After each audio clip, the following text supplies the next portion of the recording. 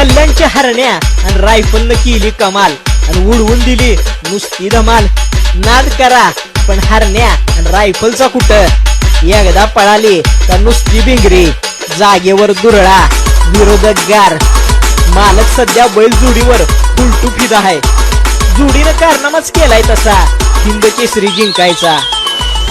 बघा की कशी हाय बैल जोडी, एकदम जय विरुवानी, गुलालानं माखलेली.